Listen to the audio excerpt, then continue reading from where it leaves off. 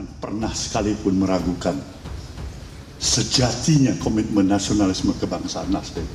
Karena itulah sejatinya Nasdem. Nasdem menghargai anak-anak bangsa, siapapun itu. Dari manapun itu. Dari partai manapun itu, kelompok manapun itu. Semua itu adalah anak-anak bangsa yang baik, pilihan-pilihan yang baik. Maka yang ingin dicari Nasdem adalah yang terbaik daripada yang baik-baik.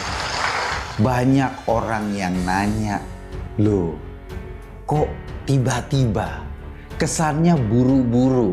Karena sebelumnya sudah beredar bahwa Partai Nasdem merencanakan mengumumkan calon presiden itu sekitar tanggal 10 November, bertepatan dengan Hari Pahlawan.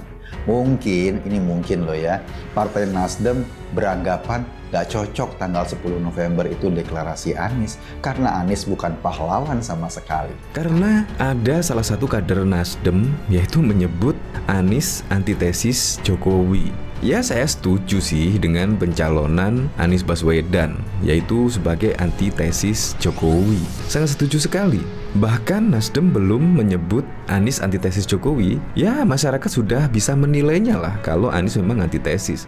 Gimana caranya Nasdem mengendalikan Rizik, mengkondisikan 212, 411 yang memang anti sekali dengan pemerintah? Kan gak masuk akal kalau kemudian Nasdem masih merasa menjadi bagian dari pendukung pemerintah, sementara mereka sudah bersama-sama dengan 212, PKS, Demokrat. Ini jelas membuktikan bahwa rakyat pro Bhinneka Tunggal Ika itu nggak main-main. Ya. Rakyat Indonesia pro Bhinneka Tunggal Ika itu tidak main-main. Kalau kita bicara tentang mayoritas dan minoritas saat ini, maka itu tidak lagi berbicara tentang nama agama tertentu.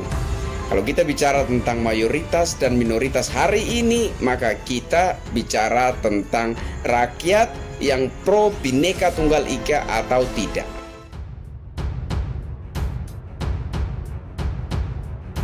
Nasdem ungkap paloh diskusikan Capres ke Jokowi sebelum deklarasi Anies. Partai Nasdem menyoroti reaksi dengan berbagai narasi setelah mereka mendeklarasikan Gubernur DKI Jakarta Anies Baswedan sebagai calon presiden 2024. Elit Nasdem Effendi Khoiri mengungkit diskusi tentang Capres yang sempat diupayakan Ketua Umum Partai Nasdem Surya Paloh. Politikus yang akrab disapa Gus Coy ini mempertanyakan apa yang salah dari keputusan deklarasi Anies sebagai Capres.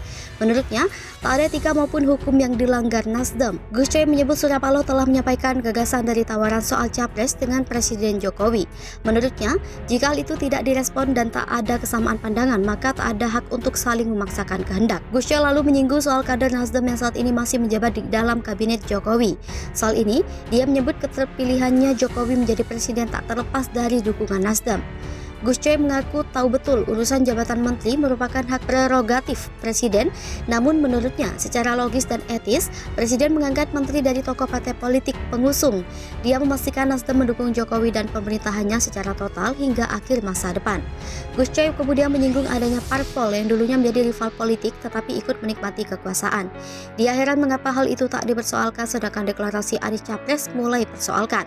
Dikonfirmasi via telepon, Gus Coy menjelaskan diskusi yang dimaksud ialah antara Surya Paloh dan Presiden Jokowi. Menurut Gus Coy, Surya Paloh membahas Capres dengan Jokowi sebelum deklarasikan Anies sebagai Capres Nasdem. Survei SMRC deklarasikan Anies sebagai Capres, suara Nasdem di Indonesia Timur turun. Partai Nasdem mengusung Anies Baswedan sebagai calon presiden di 2024.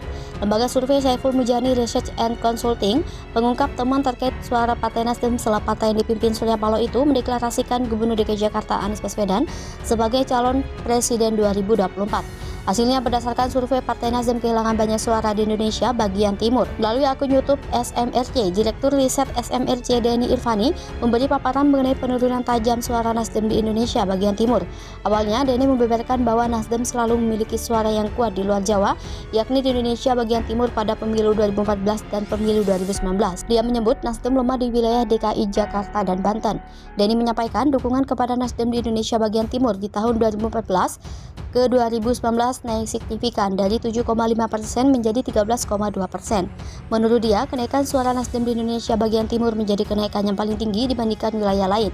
Dedi mengatakan, dalam setahun terakhir Nasdem tampak dekat dengan Anies. Dia menduga Nasdem ingin memperkuat suara di wilayah yang selama ini lemah dengan cara mencalonkan Anies Baswedan sebagai capres. Dedi pun mencoba melihat tren dukungan terhadap Nasdem untuk pemilu 2024 dalam 1 tahun terakhir. SMRC membagi tren kenaikan suara Nasdem di 2 wilayah, yakni Jakarta Barat dan Indonesia bagian timur. Pada Mei 2021 lalu, ada 10,8% warga di Indonesia bagian timur yang mendukung Nasdem jika pemilu diadakan saat itu.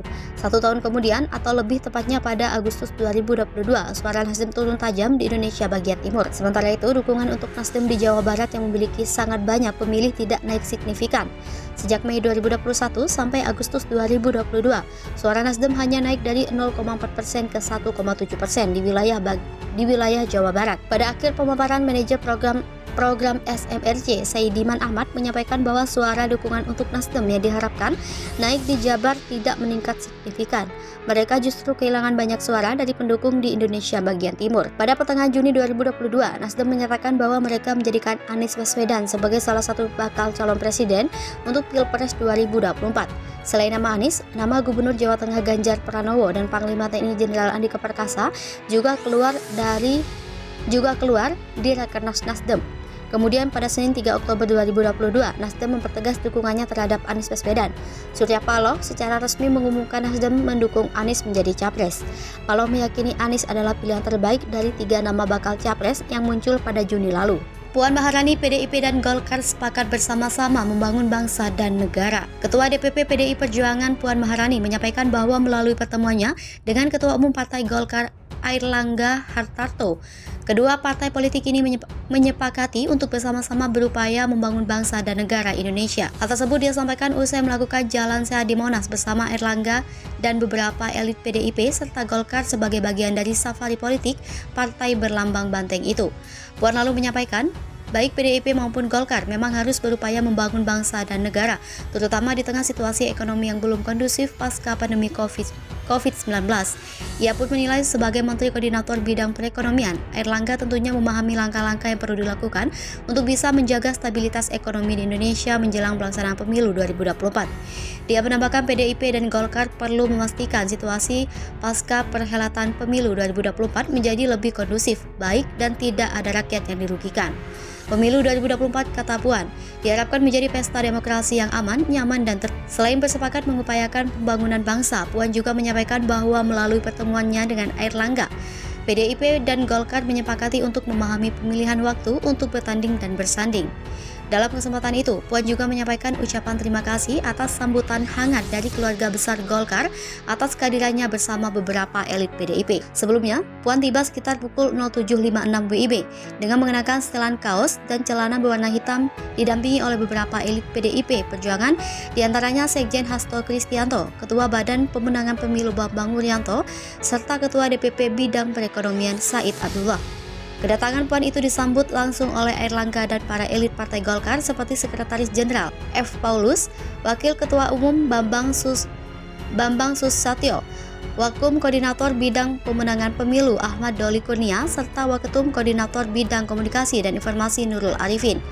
Puan dan Airlangga lalu berjalan bersama sambil mengobrol menyusuri Monas, diikuti oleh para elit Golkar dan PDIP.